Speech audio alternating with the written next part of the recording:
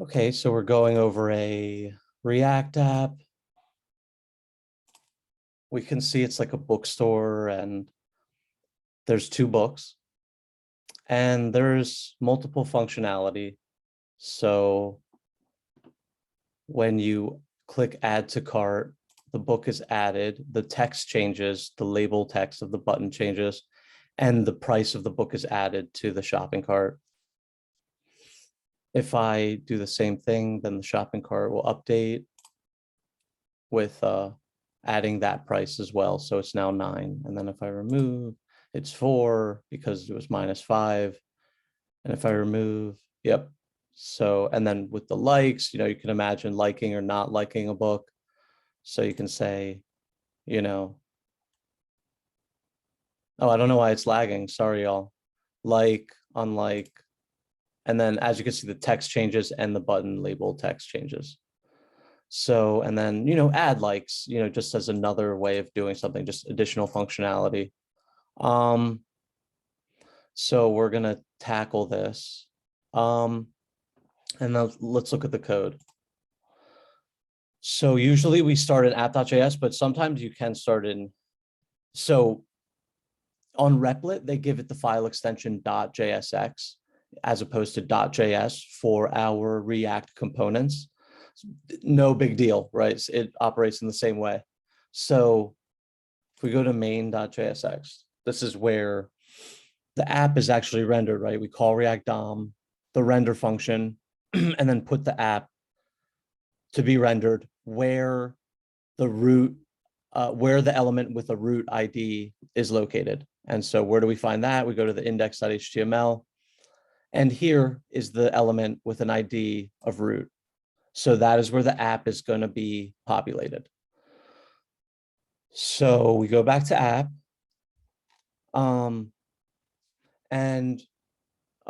This is really where we organize everything, where it's going to be placed in the app.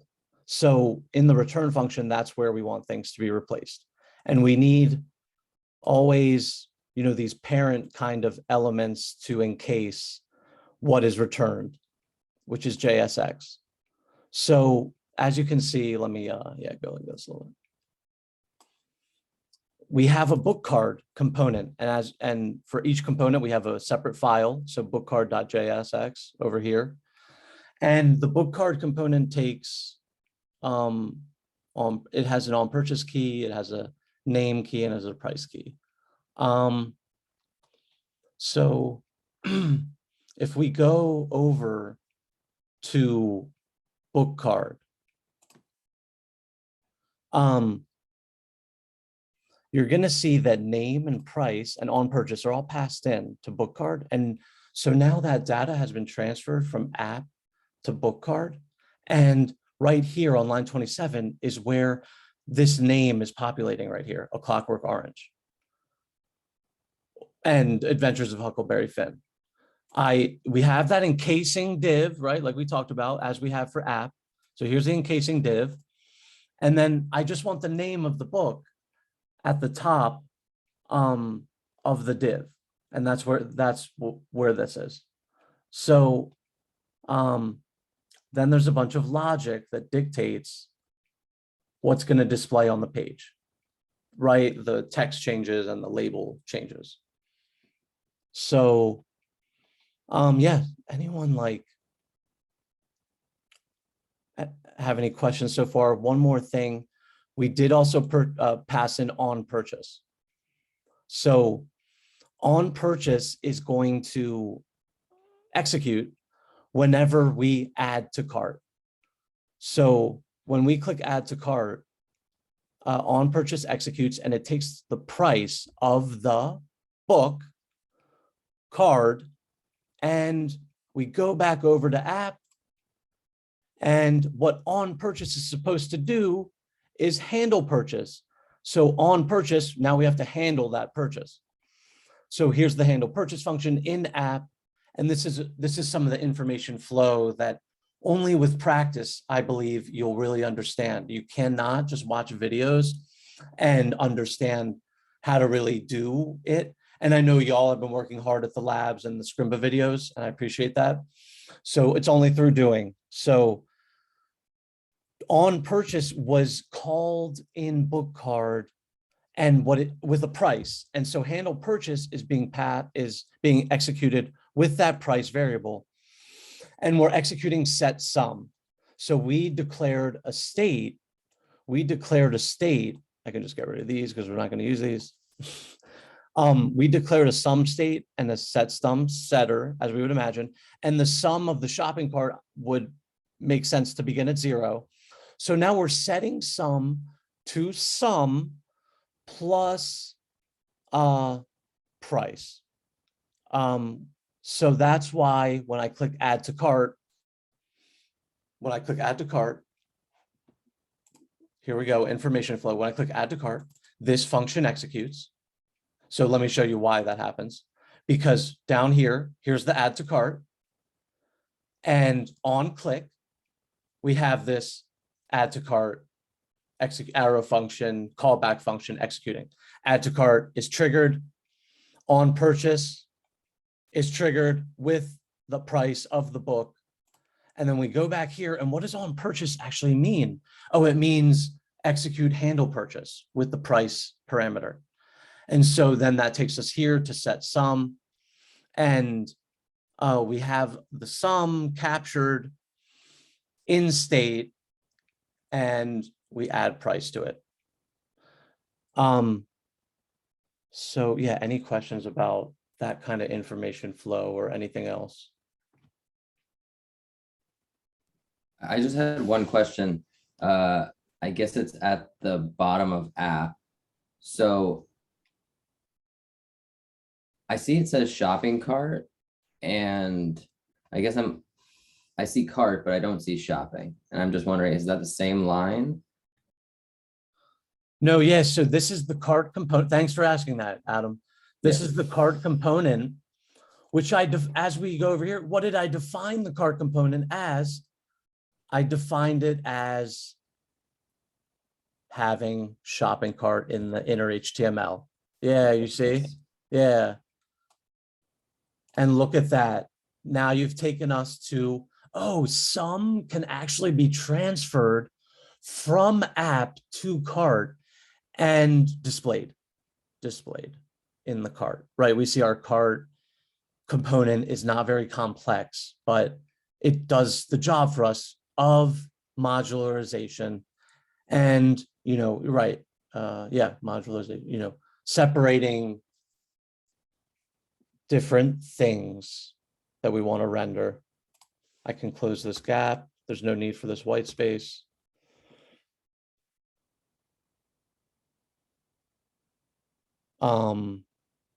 So yeah, back to app. Just wanted to, thanks for the question. Any other questions? So on the handle purchase, in the book card on purchase, handle purchase is being passed back, but it's not being passed back as an anonymous function like that one that you just showed us. I can't remember which one it was. This? Yes, and I don't understand the difference between passing that as an anonymous function and the other one as a not anonymous function. Okay, that might be a stylistic. I don't have an entire answer to that, but one thing might be, it might be a stylistic thing. Another thing might be that this function is actually in this, that's probably the answer. It's actually in this file. It's in this component, book card. So I can call add to cart right here. But if I did this and then I did, what was the other function name? Handle purchase, it wouldn't, it wouldn't know what I'm talking about because it's not in the file. Okay, Yeah. that makes sense. So Paul, would there be a difference then between having it at a single line function right there and then like where you have like function remove from cart, function add to cart, if you just did like function handle click and then put that function, define that function up there and then at the on click, you just put handle click there, if that makes sense. Oh man, I'm trying to understand what you're saying. Yeah. Because how I've been doing it is whenever I do on click, I do the squiggly brackets and then I'll put whatever the function is called for that event, like handle click or handle whatever, rather than like listing it all out within the squiggly brackets like you have. The anonymously, I guess. On which line? 34. Okay, you're saying this is like listing it out in a way? Yeah, like if you, instead of doing it anonymously like that, could you just, I guess, define it as handle click up above where you've got the rest of your functions. And then when you're calling it down on line 34, instead of putting it anonymously, could you just call it as handle click instead of the anonymous way? Oh, interesting. I mean, I think you answered your own question, right? You said you've done it that way, correct? Yeah, so I guess it just depends on what you like to do. Yeah, Okay. yeah, that's awesome. Thank you for bringing up that alternative, especially if it works for you. That's great. Yeah. So we are 15 minutes into this. Okay, we have to go through some of the logic in book card. So yeah, again, app. And then this was for my, I'm trying to do search. So that's coming up next. But here we go. So, right, book card, we know it has these 3 props. You know, we can write that. Book card has 3 props. And one of them is a function that we call in app, that we define in app, that changes the sum of the shopping cart. And then the other ones hard code the name and the price. And we're just hard coding now because we're not using an external data file. It's just making it easier for example purposes. What we really care about is, the functionality. So that's why we see what we see here. And we go over to book card. Right, all 3 of the props are passed in. And we have some states. We have some states in book card, and as like we did in app. And yeah, let's just go straight to what's rendered, right? Let's go straight to what's rendered. Why am I seeing a blue? Why am I seeing 2 blue boxes? And the reason for the 2 of them is because I've defined 2 book cards, but yeah, why, is it blue border and stuff? Well, I'm returning a div for each book card that's defined in app, and class name of book card. And basically I just put that in index.css, right? I have a book card class, gave it those border properties, and with 50%. That's why it only goes 50% of any screen that it's on. So it's pretty responsive. That's pretty cool. So we go back to book card. So yeah, wrap everything in this div and display the name, which came from app through the prop name. Got passed. That's why a clockwork orange is showing on the browser. Then we execute more JavaScript code. We say, so is purchase, where is that coming from? Is purchase is up here. We set its state. Usually when we have a verb that starts the name of a variable, it's going to be a Boolean. So, and we typically initialize Booleans to be false. So that's why line 9 is as it is. And we basically say, if the book is not purchased, right, with the bang operator, if the book is not purchased, then it should be, the div should be displaying, right, with the question mark. If it's not purchased, if that's true, then the div should be displaying price. Where's price coming from? It was passed in as a prop. That's where it's coming from. And then it should have a button that says add to cart, which executes add to cart, which is defined up here and does a bunch of things. And We also want, if it's not purchased, we also want, here's another, ternary, nested ternaries. Wow, just yeah, looking at my own code and like finding, that's pretty cool, right? That's pretty cool. Nested ternaries, because we're already in a ternary, and here's another one. So if it's liked, I have another Boolean is liked, right? Initialize it to false. It's a state, is liked state. And if is liked is true, if it is liked, then we want to display liked. If it's not, if is liked is false, then we want to do not liked. And then,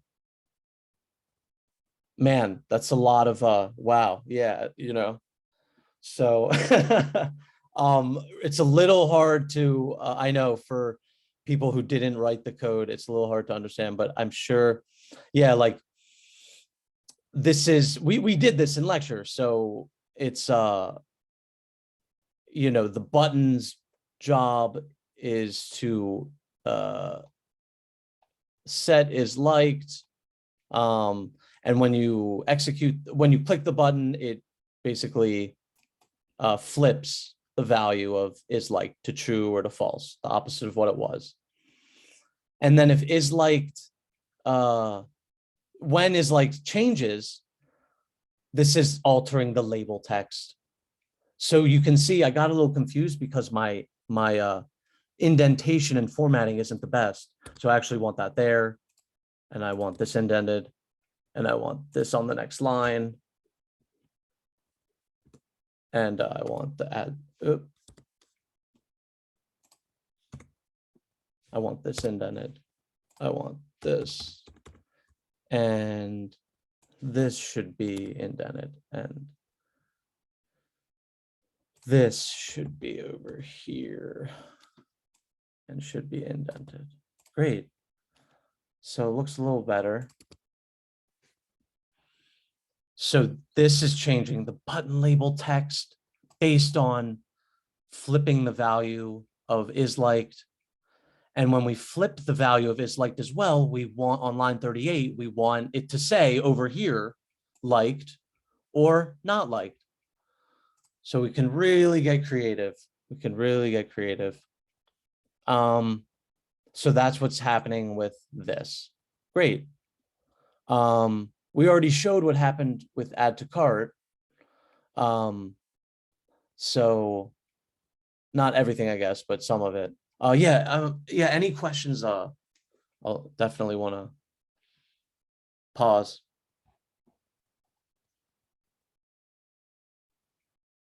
I have a little question, and it's just about setting use state. If it's ternary, do you mind just scrolling up to where you've set some states? Yeah, okay, so it's a rule of thumb to always set your use state as false if it's kind of a ternary and it's toggling between being true and false. Yes, it's the safe choice. Okay. I mean, that makes sense. I just wanted to clarify. Yeah, maybe more than it being a safe choice is just it's the recommended like programmer default. That's all. Yeah. Yeah. I mean, I see the logic in it because when you click something, you want it to become true. Yeah, right. The light is off before it's on. Now we're getting philosophical. No, who knows? Does the light start on or off? Okay.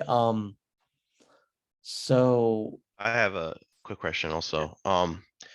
So I saw something in a lab and it kind of threw me off. So I saw something like where it says on line 15 on in your code, set is purchased. You have this whole Boolean pretty much flipped to set the new state.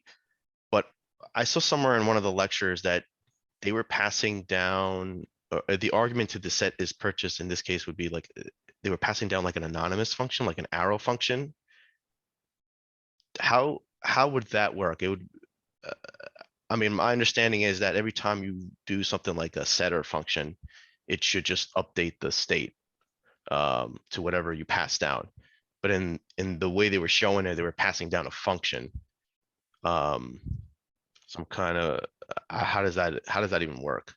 So within the setter, they have an arrow function. Yeah, yeah. I mean, yeah, that you run a function that you want to, but I don't know what function I would run though.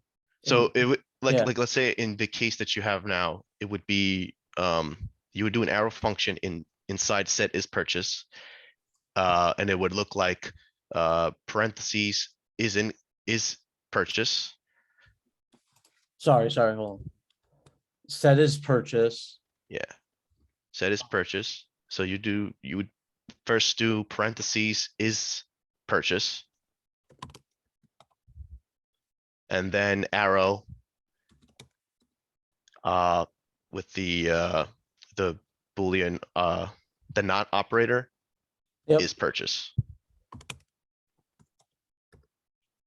Like that. And All it seems right. it seems to achieve like the same exact thing as what you had before, but they had it this way. Yeah, and wasn't mine just bang operator is purchase? Right, exactly. So it was just confusing to me, one, why they did it that way, and two, how does that even work? So is this saying that when they run set is purchase, it also invokes that function inside, Wow. thus flipping the Boolean? Wait, does this actually work? I don't know if this. That's exactly what I was saying. So Let's see. No, it's not working. no, okay.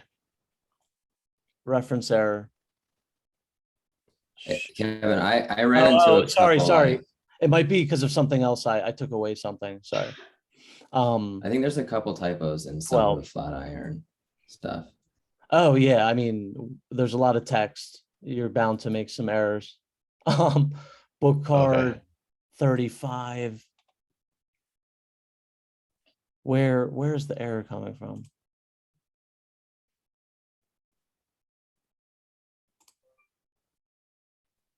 It's not liking shop list, but shop list, yeah, because I didn't I removed that, no problem. So it's not because of that. Here, let's see.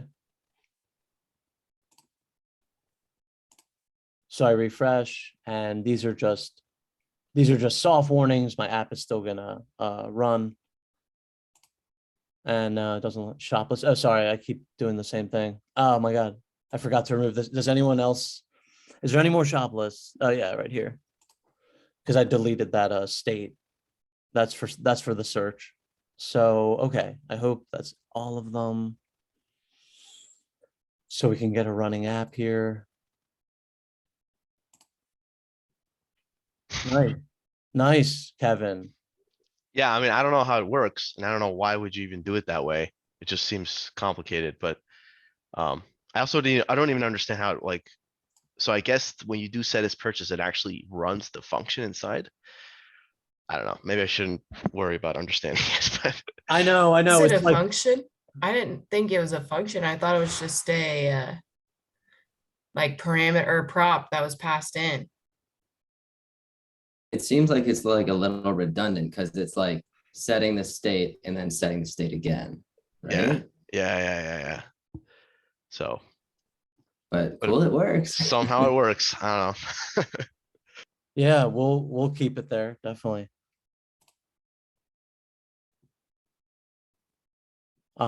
Great.